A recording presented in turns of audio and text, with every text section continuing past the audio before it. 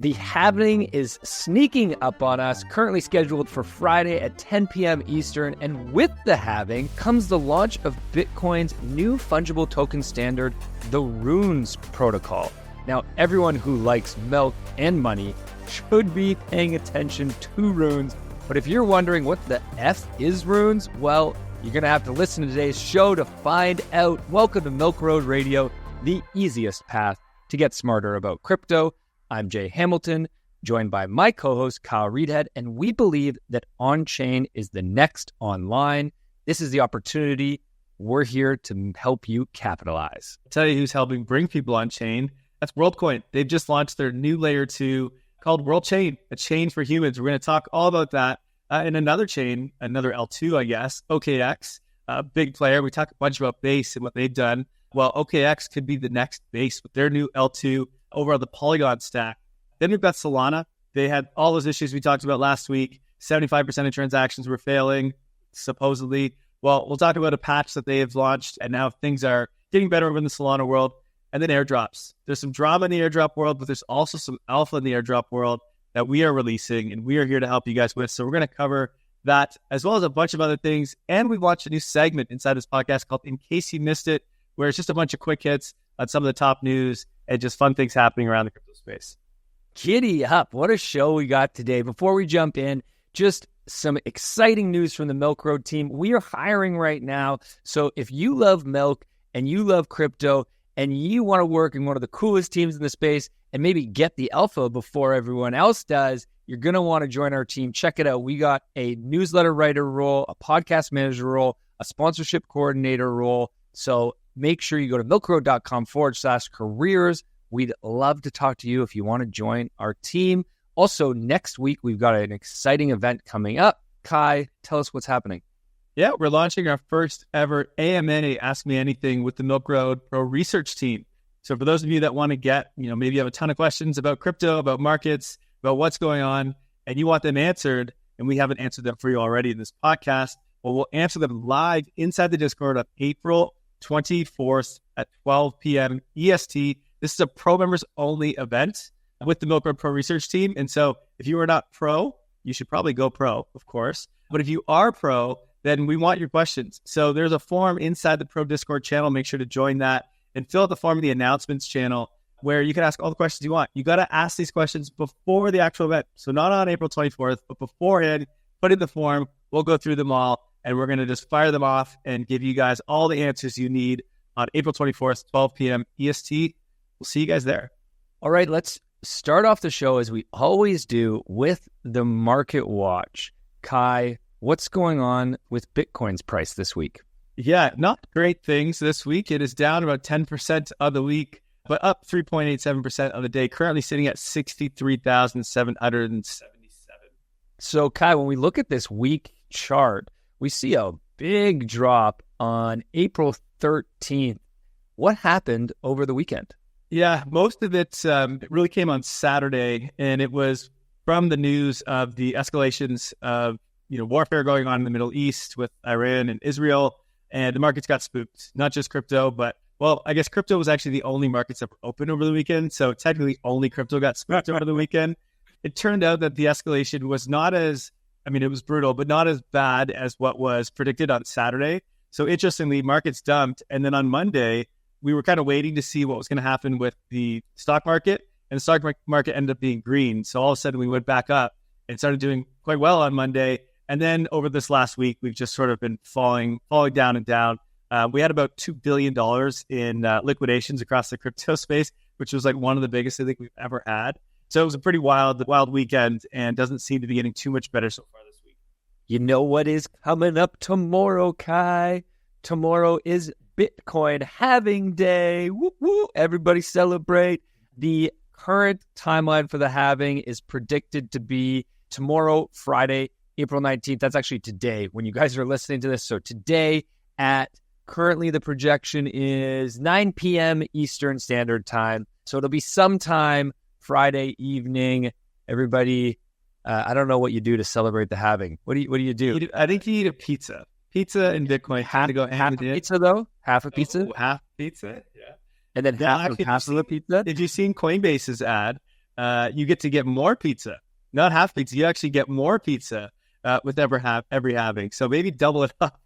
That Coinbase ad is amazing, and I am so stoked that they're playing that in the NBA playoffs, the NHL playoffs. We got big sports season coming up in the States, cool. And they're dumping millions, as are a couple other large. I think Grayscale's got a big ad coming out too. Okay, other news. Hong Kong has approved their ETFs this week. Kai, there's been some speculation, or what should we expect to come from this? Is this going to be a large inflow? What do you think is going to happen here? Yeah, so there's 3 issuers that have been approved on these ETFs. It is good news, of course, that Hong Kong is doing this. I don't expect big inflows from this. They're sort of like no-name issuers. They're not like, the big thing about what happened in the US was it was BlackRock, Fidelity, like the big guns. That's not who applied for these and got approved in Hong Kong. And so the inflows are expected to be actually quite low, and they're not as liquid, not as efficient. So I don't think it's going to be as big of a deal. I don't think we're going to bring in hundreds of billions inflows like we've seen in the US. It's also in the Hong Kong market. There is some access to Chinese locals, but it's not the easiest situation. So it's a very complicated system over there.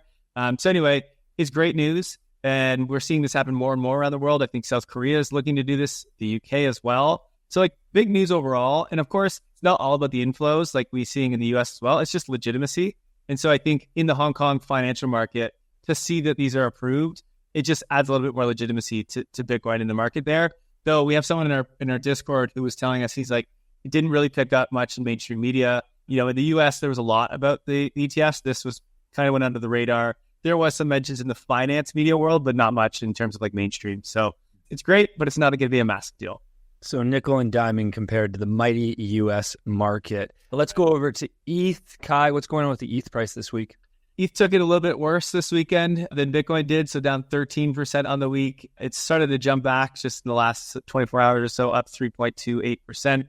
Currently sitting at 3,077. We did dip below 3,000 over the weekend. That was a little bit hairy, but if you happen to be able to buy at that point, then good on you. Yeah, I was going to say, great buying opportunity was what I was saying to Sam this weekend. She was like, why are you working right now? I was like, yo, babe, crypto's low. You got to buy. She's like, what are you doing with like all these like different ledgers and trying to figure out which is which? Oh my gosh, yeah. It's Milk Road Treasury bought the dip. We'll give that. Personally, I did too, but of course, Milk Road did too. I was surprised you didn't bug me to send you your pay earlier this year, this month, Guy. Okay, let's go to, there's a few things coming out of the Ethereum ecosystem that caught our attention and got us excited. Kai, what's going on? Yeah, Base continues to be a beast. I mean, we wrote the pro report last week and talked all about it and just said how not only is its metrics doing really well in terms of transactions and users, et cetera, that has not stopped, by the way, since we talked about it last week, but so has the developers building on top of Base. It is now 2 to 3 times more than on Ethereum itself. And I think this is the norm. I think most people are now obviously building on layer 2s rather than Ethereum just because it's so cheap. But we're seeing this grow on like a hockey stick curve right now. And so one, I think a ton of applications are coming to Base and all L2s to be completely fair, but a lot of activities coming there. And so this is just super bullish for the Ethereum ecosystem overall. So just something to keep your eye on. And then on Ethereum specifically, I mean, that's where BlackRock launched their fund, Biddle, and that continues to see growth. It's almost at $300 million in assets under management, currently sitting at 294, had a nice jump over the last week or so. So it's not just the L2s. The TradFi world is going to want Ethereum, and they are building big funds and things on top of Ethereum as well. So exciting to see. We're kind of coming at it from all angles. Base is building for the crypto consumers, right, in retail, and then you've got BlackRock building on the Ethereum L1 for TradFi. So just a lot happening over there, and I think it's going to continue to be a big deal. Love to see it. Let's go over to Solana. What's going on the Solana price this week? Yeah, speaking of dip buying opportunities, Solana is down 19% on the week. I think since its local high, which was something like March 18th, I think, it went down 45% or so. It went below $130, which was it was great. This weekend, so Saturday, we have a pro report coming out on Solana, and I actually wrote in that report this week. Well, I wrote it last week, and I think we were at 140 or 150, and I was like, man, this is a great buying opportunity. People are flooding these Solana transactions, but it would be such a treat if it actually went lower, and then boom, it went way lower, down to like 125 or something. So yeah, tough day Solana's sitting at 140 right now, but if you got to buy that over the weekend, that was a treat. Let's go. I love it when we get so fired up about these dips and these buying opportunities. So sorry if you woke up and saw that your portfolio had dropped 30% and had a minor heart attack. But remember, good things are still coming. It's still early in the cycle. Talking about the cycle, Kai, let's zoom out for a sec. How is this cycle compared to past cycles? Yeah, I mean, this is the question I actually ask in all of my Market Watch episodes, which come out every Wednesday. So I highly recommend you guys check those out. But Coinbase Institutional just put out a really good chart comparing the last 3 cycles to this cycle for Bitcoin anyway. And so the bull market part of the cycle lasts about 3.5 years. We're 1.5 years currently into this one. And what's interesting, if you look at the past bull markets from the bottom, we saw prices increase. Well, the first cycle was 113x. Okay, ridiculous. The last cycle, I guess, was 19x from the bottom, from the low of the bear market. And so far, we're up a 4x. So pretty damn good numbers, to be honest. And this is, again, why I always say, like, why do people need to go so far down the risk curve and risk losing it all when you can get a 4x and we're not even halfway through this bull run in the most stable crypto of them all, which is hilarious to call it, with Bitcoin. But yeah, I think this is just good. If you see this chart, it just gives you really good perspective of, hey, we're still early. There's likely still a lot more room to go. Now, look, generally the returns are less and less on each cycle. Now, that could change. We have no idea, but that's just what it's been so far. It's only 4 data points in total. So I don't expect a 19x from the low, but I mean, if we're only at a 4x and we get a 10, that means there's still plenty of room to run. So yeah, still bullish. Moving over to our top stories of the week. The first story has got to be runes. What the heck is runes? Are you guys paying attention to it? You need to be if you're not. I asked the milkman to give us a definition on runes to explain this to you in a simple way. So here's what he said. Runes is a new fungible token standard on Bitcoin. It's similar to how Ethereum has fungible tokens like Maker or Shiba Inu or Doge, except these are on Bitcoin. Runes is supposed to be an upgrade from the existing fungible token standard on Bitcoin, which is BRC20, and it's designed to be more efficient and have cheaper transaction fees. It was created by Casey Rodarmore, the same guy who developed Ordinals, which is the protocol that lets you create NFTs on Bitcoin. And the crazy part is all this hype, Runes has not even launched yet. Runes will launch along with the Halving event, which, as we said earlier, is going to happen Friday evening. So what's all the hype about, Kai, and who else is really excited about Runes? I mean, I think a lot of people are, but specifically Franklin Templeton, which is, if you guys don't know who that is, it is a massive, I mean, they have $1.5 trillion in assets under management. They've been around for, I don't know, centuries. Okay, maybe not that long, but for a long time. And they actually just released a 2-page report on Runes, which is wild. This thing's not even launched yet. And you got Franklin Templeton already releasing a report on this. So pretty wild. They basically compared it to some of the past numbers of things like Ordinals, which reached, I think, the Bitcoin NFT market cap, which reached like 2 billion. Took, I don't know, I think that's what it's at now. But anyway, they're sort of just talking about like how far can this go and how high can it go, comparing it to the market caps of tokens on top of Ethereum, on top of Solana. It's a really cool report there.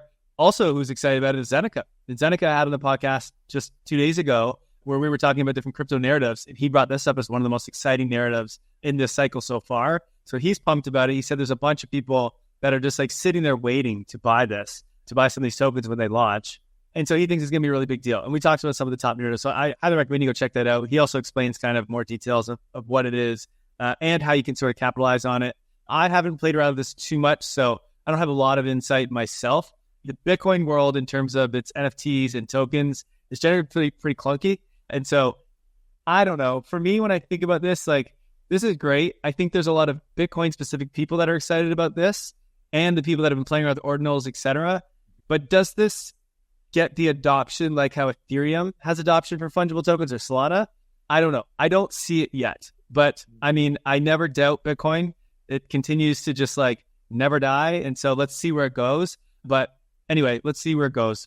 I think the question that you're bringing up, which is an interesting question, is I think it gets the adoption in the short term. Yes, because there's so much, we're in a cycle. There's so much opportunity. There's a lot of money to be made. Bitcoin is the largest token in the world. So everybody knows it. So I think but long term, does this turn into a competing ecosystem? We're actually going to have a Bitcoin L2 panel, I think, on the podcast in the next few weeks. So you guys can watch out for that, and we'll dive more into it. The number that really stood out to me on this was this chart that is kind of been floating around crypto Twitter that shows the fungible token opportunity of Bitcoin. And basically what it shows is that there is currently only $0.6 billion in fungible tokens on Bitcoin. So that's using the BRC20 token standard. That's in comparison to on Ethereum, $500 billion market cap for fungible tokens, and on Solana, $37 billion market cap. So, like, basic math has got to say that it's going to, like, I don't know, would you say, I would guess it could probably pass Solana's $37 billion within the next 12 months, which would be, what would that be? That would be a 70x. Yeah, that would be nuts. I don't know. Does it go that, like, I think there's going to be a massive hype around this, just like there was with ordinals. It's a bunch of people just buying things like crazy, kind of get NFTs last cycle. How big it can go? I mean, like, Bitcoin is a $3-4 trillion asset at this point. So that's a lot of capital that can easily flow into this stuff. So, like, it's a no-brainer that this thing is going to 10, 20, 30, 40, 50x in market cap in the short term, in my opinion. Kai, not everyone is hyped up on runes. And there's been some talk about what this does in the Bitcoin ecosystem when you already have fungible token standards. What is that? What is the output of that? How does that flow together? Yeah, Kyle Tamati, he tweeted out, he says, biggest problem in Bitcoin ecosystem is fragmentation of standards. So you have BRC20, inscriptions, runes, God knows how many L2s. UX is going to rapidly degrade all ecosystem participants, wallets, indexers, market makers, devs will suffer. This is a weird thing about Bitcoin. On Ethereum and Solana, there's just like one token standard. I mean, there's a bunch of token standards, but for different types of tokens, right? And so you have ERC20s for fungible tokens, and that's it. And so the wallets just need to be able to work with ERC20s. The DEXs just need to work with ERC20s. So it's quite easy and simple, right? And same with on Solana. I don't know what the names of theirs are, but same thing. Whereas for Bitcoin, which there isn't a lot of good infrastructure as is, it's already a clunky experience over on the Bitcoin world. But now all of the applications, the wallets, the tools, they have to now work for BRC20, and any upgrades that happen with BRC20, they have to be aware of those and fix those. Same with inscriptions, same with runes. And it's like, is there going to be more after this? Like, I don't know, hopefully not. But it's a weird, confusing, and maybe competition is a good thing, and, you know, maybe this ends up working out, but it is a weird, fragmented system. We'll see what happens there, but I think he brings up a good point on that. I want to know what you guys listening think. So our poll question this week is, will Bitcoin's fungible token market cap pass Solana's fungible token market cap within the next 12 months? Solana's token market cap right now is $37 billion. Kai, what's your answer? 12 months, I'm going no. Okay. Because I don't like Solana's. I think Solana's is going to go off over the next bit here. So I think Solana's will go over 100 billion probably by then. Okay, so this is less, not that you don't think that runes will grow, but more so that you think Solana will grow faster. No. So rate of growth, Bitcoin will be higher, way higher. Right. But I just don't think it beats Solana because Solana's already at 37 billion and probably going to double. Got a head start. Exactly. All right. Well, let us know what you guys think. Answer the poll on the podcast or make a comment on YouTube or on Twitter. Would love to hear what you guys think. Let's go to the next story, which is Worldcoin has introduced World Chain. This is a new ETH L2 built on top of the OP stack. Although no one calls it the OP stack anymore, it's now called the Super Chain. We're going to talk about more about that in a minute. Quick stat here, Kai. Did you know that Worldcoin was using 44% of the OP mainnet activity on a daily basis and even spiked to up to 80% of the OP mainnet activity at a time? Like, I think they were ready for their own chain. Yeah, no, I mean, it's the biggest application in crypto, and yet no one really talks about it still. Worldcoin has had the weirdest journey, I feel like, in crypto, dating back to, like, I don't know, 2021 or whenever they launched. It's a weird story, but I'll let you continue with the story of WorldChain. Yeah, let me just tell you one thing that stood out to me about WorldChain that was super cool, which is one of the things that Worldcoin has talked a lot about, that team, is they're all about proof of humanity. And the reason that they care so much about proof of humanity is, well, there's several reasons, but one of them is we have a massive issue of scams and bots on the internet. And now that we have added a value layer to the internet, that is even expedited that issue, and it's getting even worse. And also we're adding AI, and it's going to get even worse and even worse. So this problem is growing exponentially, and Worldcoin wants to fix that. And so one way that they're going to fix that with WorldChain, which is fascinating, is they're going to give priority block space to humans who have a verified world ID. So if you have a verified world ID, what you will be able to do is, just like you can use your world ID when you log into Reddit or you log into a Discord server, you can use your world ID to prove humanity. Well, you can do the same thing by basically attaching your world ID to WorldChain. It uses a ZK proof, so they don't actually have any information about you, but you're just linking your world ID to the chain. And by linking your world ID to the chain, now anytime you use that chain on any app that is built on that chain, and I'm betting in the future any app that's on the super chain as well, eventually when this becomes interoperable, well, you have basically verified that because you're a verified human, you will get faster block space than any of the bots will, and you will pay less gas than any of the bots will. And so it'll prioritize the real people, which is exactly what we want. You know who could use this? Solana. I mean, it's like mainly bots. And so if you could prioritize, that'd be fantastic. Yeah, it's a super cool idea. I think they have 5 million verified World ID holders currently, which is pretty good. I think they have 10 million people in total that are on the app. They're just not all verified that they're real humans. So it is the biggest, pretty much the biggest application in crypto currently.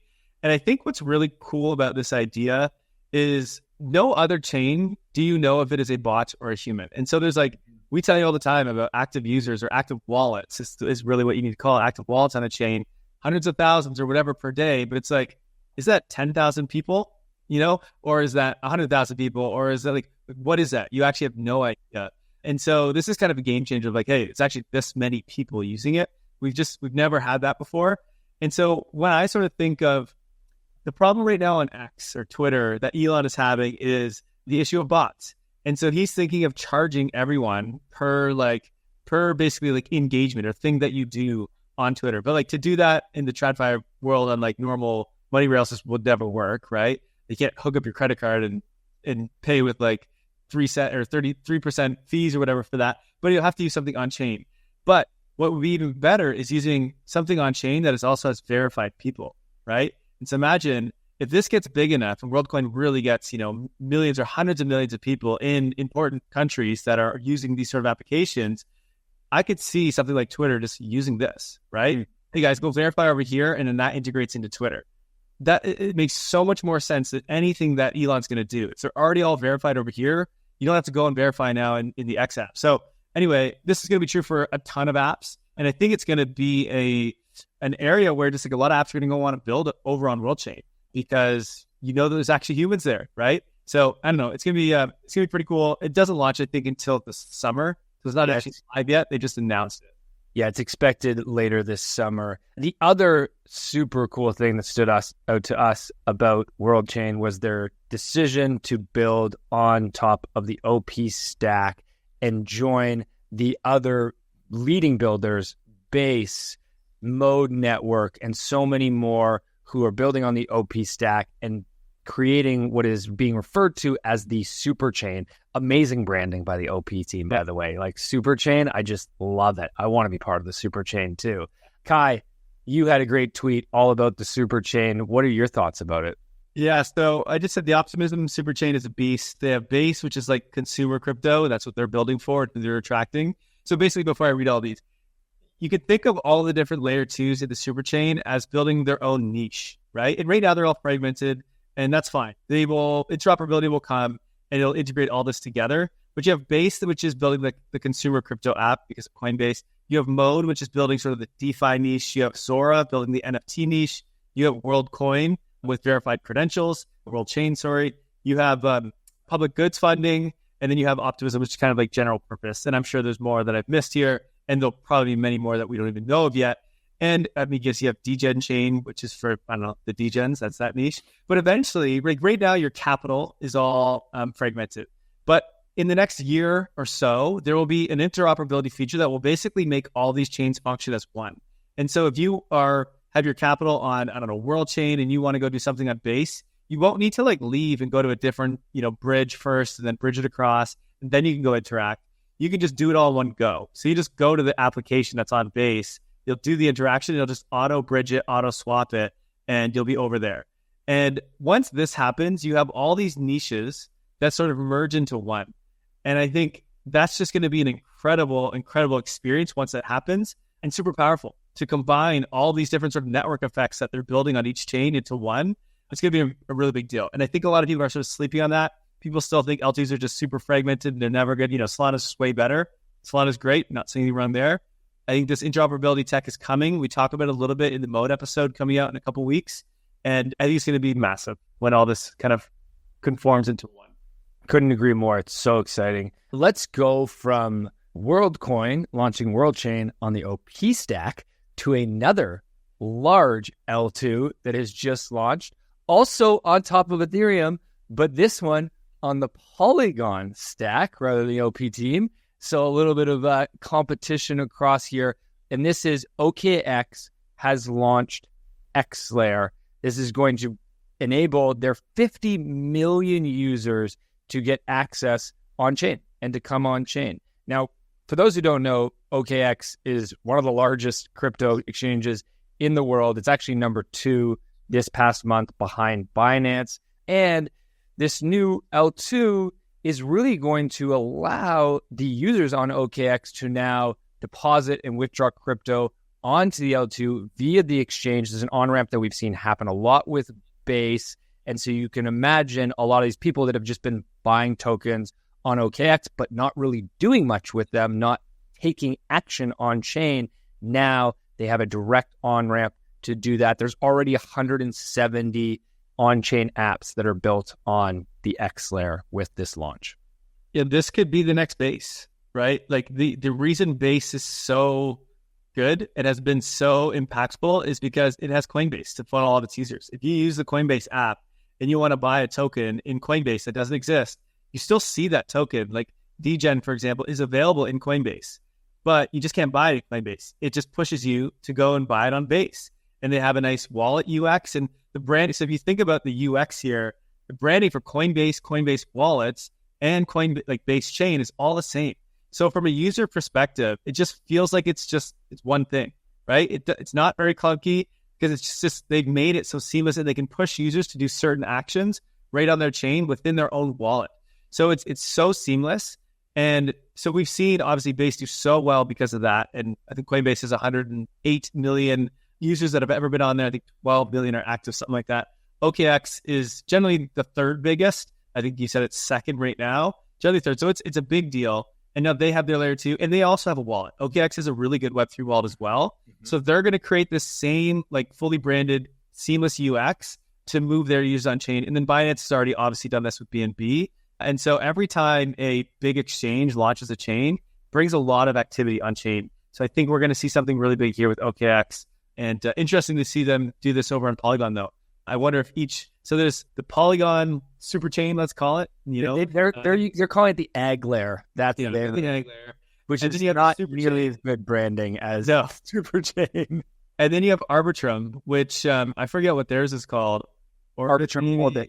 Orbit, yeah. Okay. So it's just interesting. You've got the super chain has Coinbase. You've got Agglayer has OKX. Arbitrum, we wonder what they're going to do. I guess they're working with Robinhood, so there's sort of one. But interestingly, Ryan Adams, our friend over at Bankless, he tweeted out, he says, exchanges within Ethereum L2, and he has like a little checkbox. Coinbase, checkbox. Bybit, checkbox. OKX.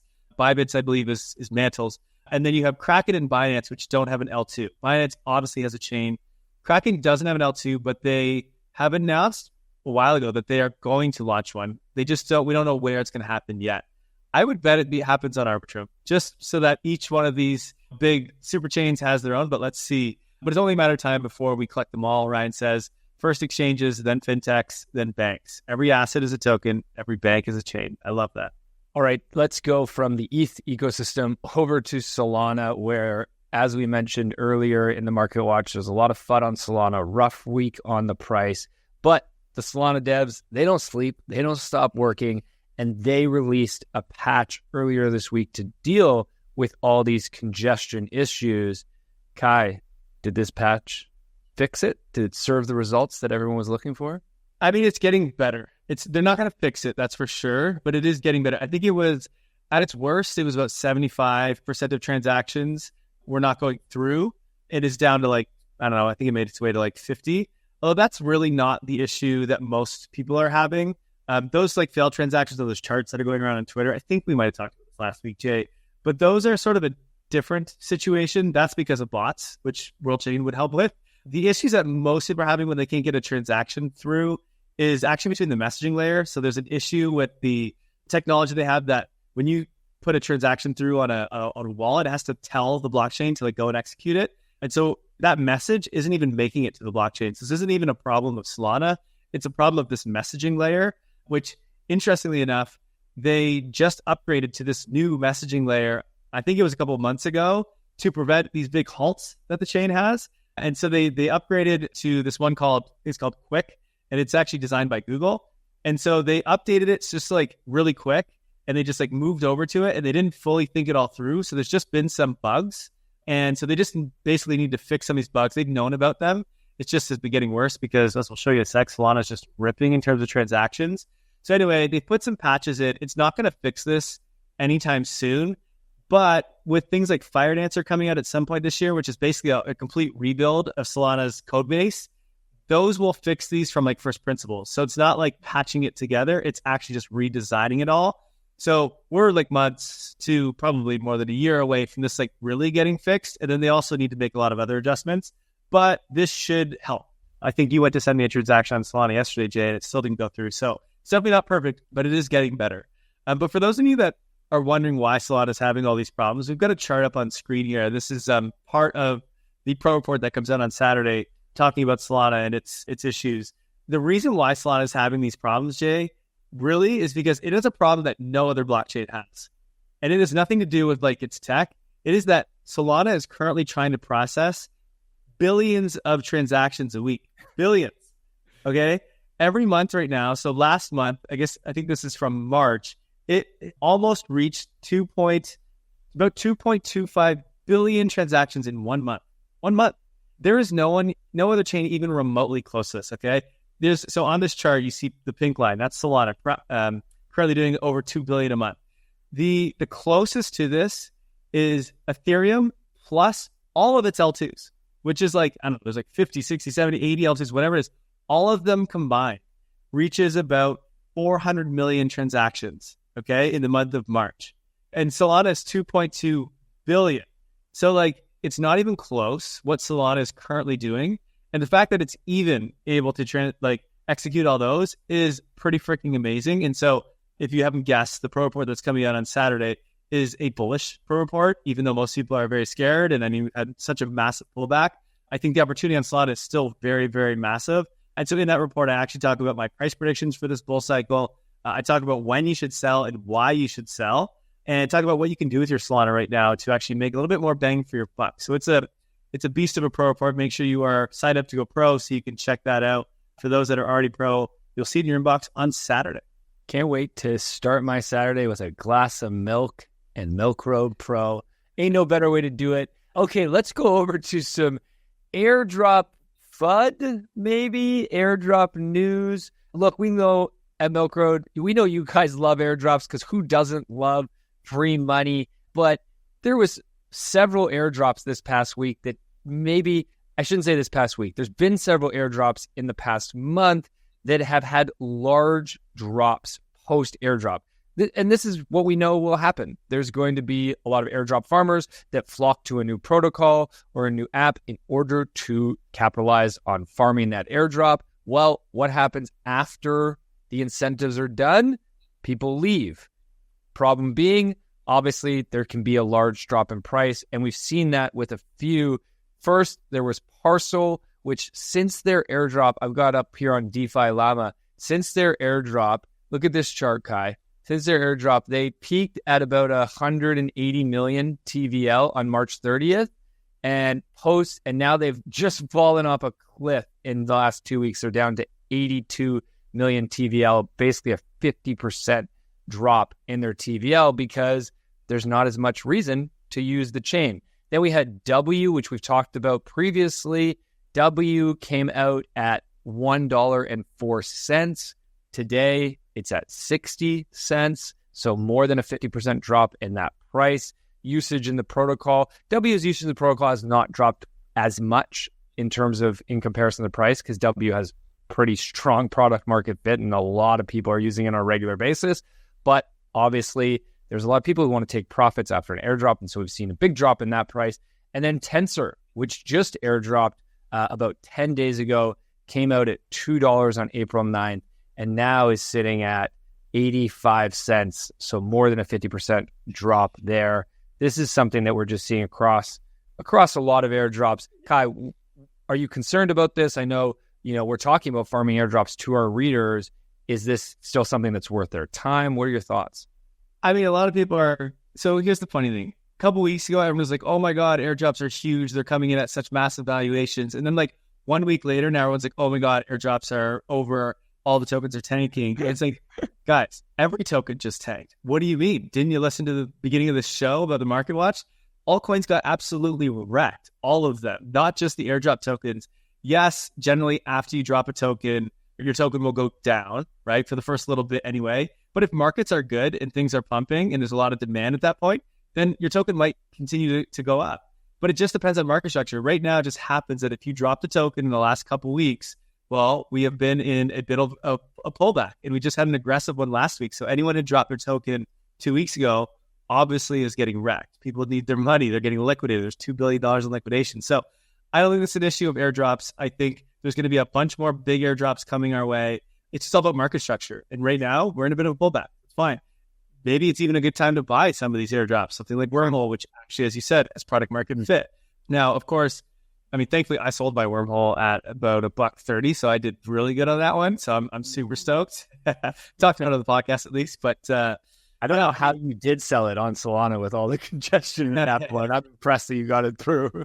The thing is, though, it's not even about the airdrop tokens. It's when there's a pullback, this is how it works, right? It's extremely volatile in crypto. All coins get wrecked. It happens every time. And then once we get past this pullback and Bitcoin and ETH start to go up again, altcoins will go up 300% in a matter of weeks, 400%. But again, there will be a pullback in a few months from now, and the same thing will happen. I don't know why people always are surprised by this. It's just, it always happens. So anyway, this is what it is. Kai, we want to make sure that everybody listening to this and reading Milk Road is taking advantage of all the airdrops that are coming up. April is airdrop season. It feels like every month is airdrop season right now. You've been working around the clock. I feel like you were working at midnight last night, putting something together to make sure that everybody here listening can take advantage. Kai, what have you put together for everybody? Yeah, we get a lot of people asking about what we're doing with our capital, our research team. Where should they be looking into airdrops and asking how to do it, et cetera. And so we decided, you know what, let's just create a guide. Let's just put something together that we're going to update on an ongoing basis, because obviously this is changing all the time. And we'll just guide people here's all the airdrops happening right now on Ethereum. Here's them all on Solana. Here's all about Cosmos. And here's what you should do to get more points out of it. And link break to it so you don't get rugged. Because the other problem is a lot of people are trying to farm and they go to some wrong link on Twitter and people end up getting their wallets drained. And we hate to see that. And so we created a top airdrop guide on our website. And basically it explains airdrops in case you just don't really get what this stuff is, why they exist, what to look for, how to find them, how do you know if they're going to be big or not, et cetera. So it's got a lot of details.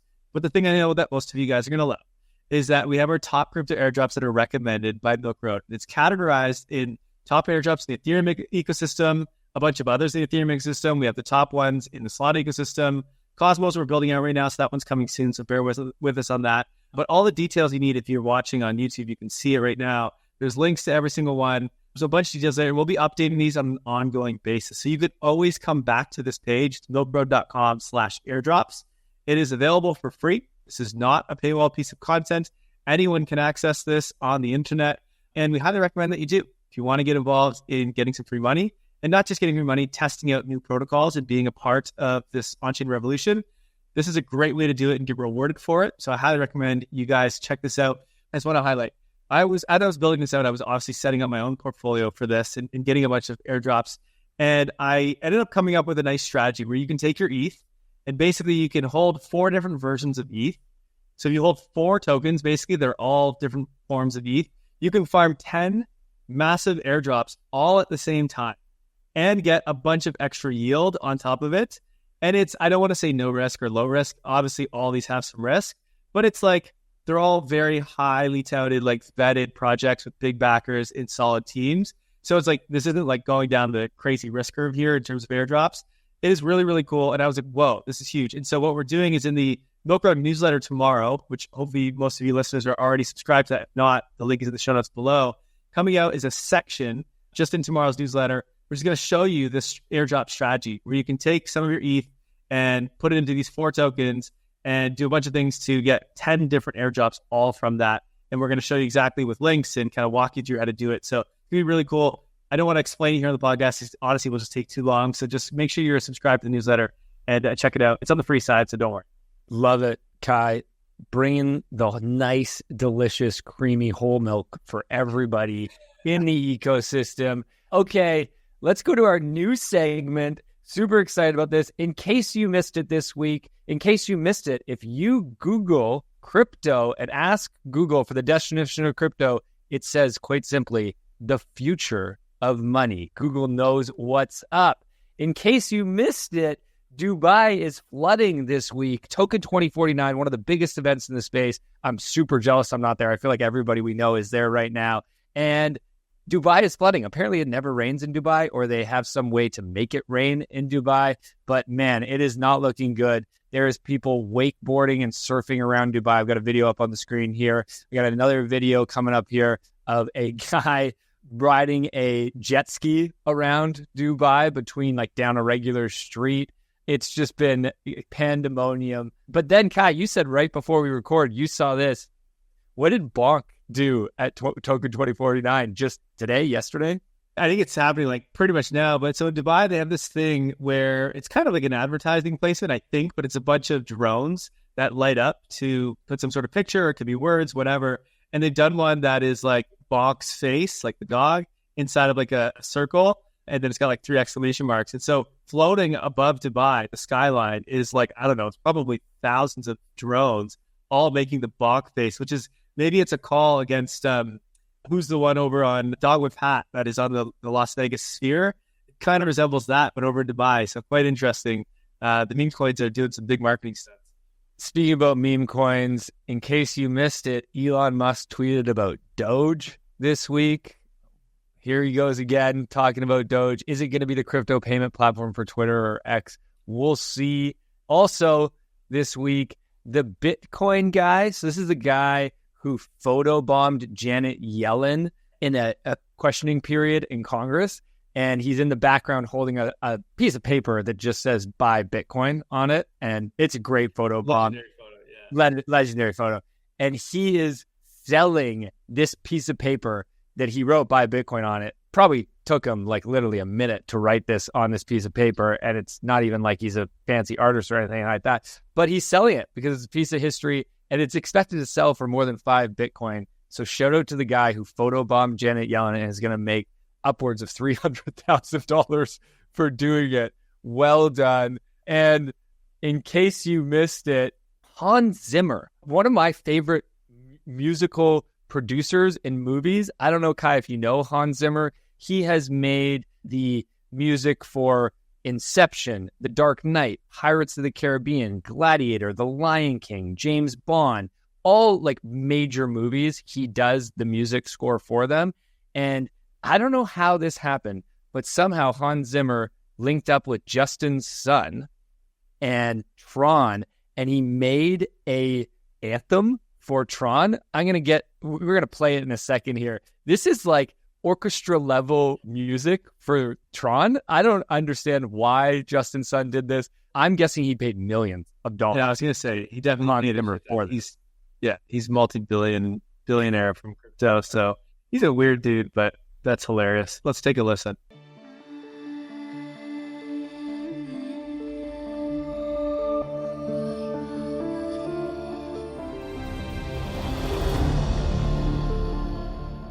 Well, if that didn't get you fired up, I don't know what does. That actually kind of feels more like pre-bedtime music to me, to be honest. And in case you missed it, last one, the Bored Apes floor hit the lowest point since 2021, down 90% from the all-time high. Wow. NFTs in the tank right now. But we're going to talk about NFTs in a second in Agree, Disagree. Okay, with that, let's go over to Agree, Disagree, where we pick our favorite tweets of the week and tell you if we agree or disagree with them. As always, if you want us to talk about tweets that you see on the crypto Twitter sphere, be sure to tag us in them throughout the week and we'll bring them into the show. First up, we have GCR. He says, if you've been sidelined, believe this is a good opportunity to scale into high conviction tokens. If you're fully invested, just survive. Hold your spot positions and do not capitulate. Someone once said, liquidations are a forced transfer of wealth from traders who need leverage to wealthy spot buyers. I was enjoying retirement from social media, but don't want to see my brothers get shaken out when the future is still so bright. For those of you who don't know who GCR is, I mean, the comment right below this sums it up. It's just all capital letters and just says, he's back, question mark, or exclamation mark. GCR is like one of the legendary greatest traders in crypto ever.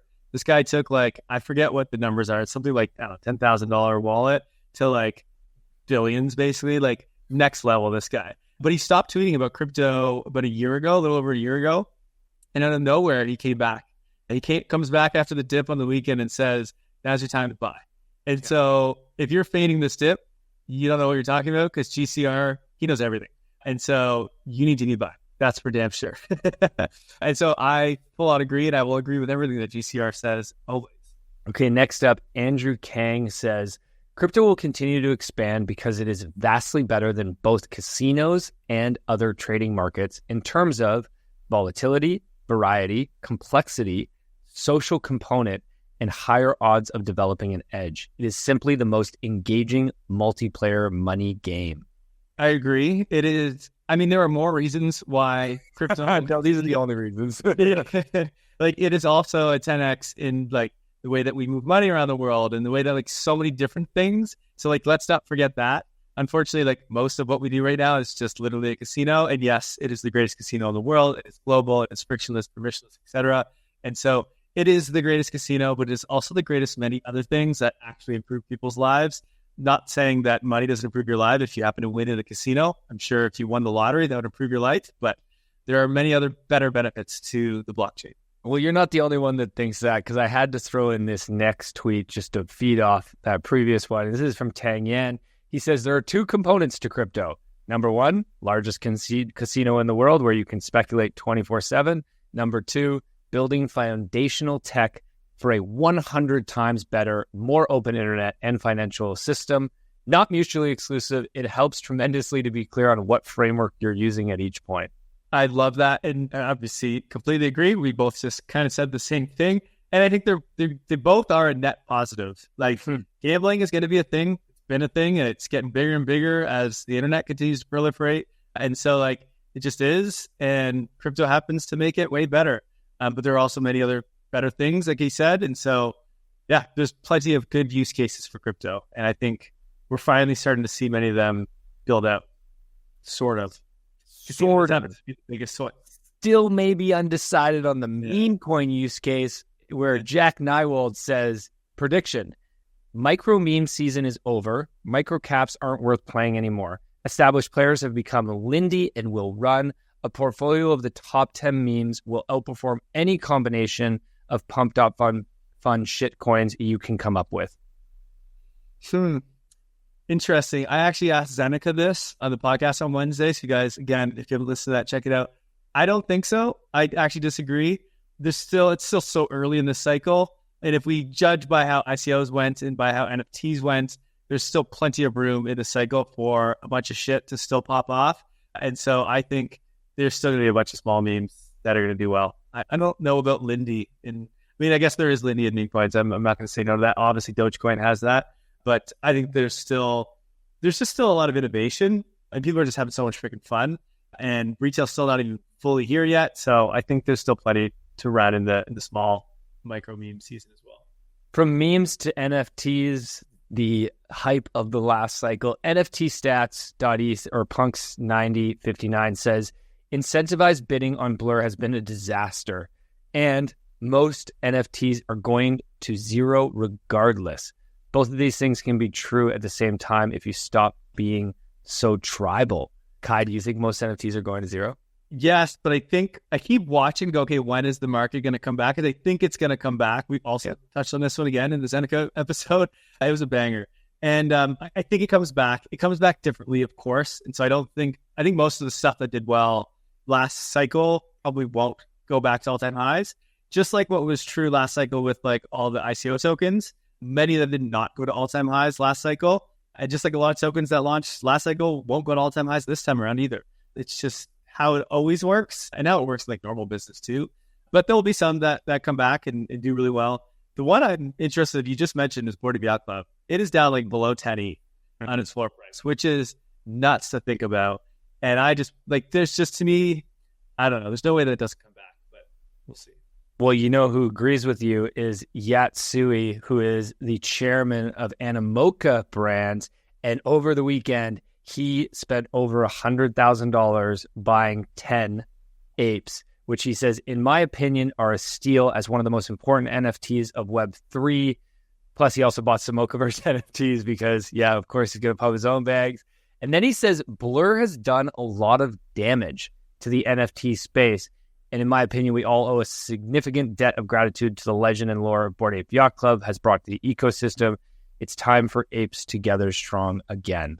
Yeah, I don't know. This is one that if I thought the NFT market was coming back soon, I was like, oh, maybe I should buy Bored Ape Yacht Club. But it was like the thing that drove Bored Ape Yacht Club was the culture in terms of like it had Eminem and like, I don't know, I think it was like Steph Curry and all that. But like most of them capitulated and sold out. The celebrities that have Bored Ape Yacht Clubs are all gone. And then like they've kind of been a bit of a laughing stock, to be honest. They've had some weird situations at their events and like, I don't know, they're pretty cringe community. I don't know. Maybe the cool effect of Bored Ape Yacht Clubs is just gone. It doesn't come back. And maybe there's something new that's cool.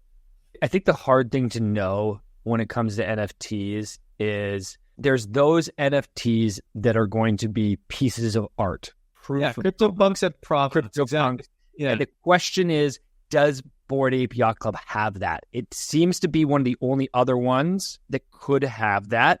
And if you bet on that, then, and that's what you're betting on right now, because from a business perspective, I don't have the confidence to go bet on Bored Ape Yacht Club. The only NFT collection that I have the confidence to bet on from a business perspective is Pudgy Penguin, because they're building real revenue and a sustainable business, and they are actively trying to flow value back to their NFT holders in different licensing ways. So they're proving a model that I think can be sustainable. But other than them, this is why I debate so much on Bored Ape Yacht Club, because like CryptoPunks, I think they're going to smash it and continue to be good because of Providence. They were like the first, like they have that. And then they also didn't try to do anything with it. Yes, they just were like, hey, we just are what we are. They're like a meme coin, right? We just are what we are. And if you like Ethereum community, Ethereum vibes, then like you like CryptoPunk, it just, that's what it is.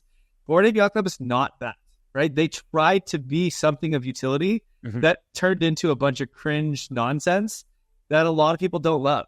Now, in a hype cycle, when retail all comes back and people are just like flying high and everyone's buying Lambos again, that vibe probably does come back because people just love to, like the Bored Ape Yacht Club vibe was like, I'm rich, you know, and we're going to do this.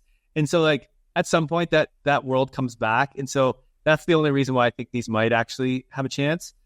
But what's funny is like creating utility, these Bored Ape Yacht Clubs probably did more damage than anything. It's hilarious. This is a great point. Great point.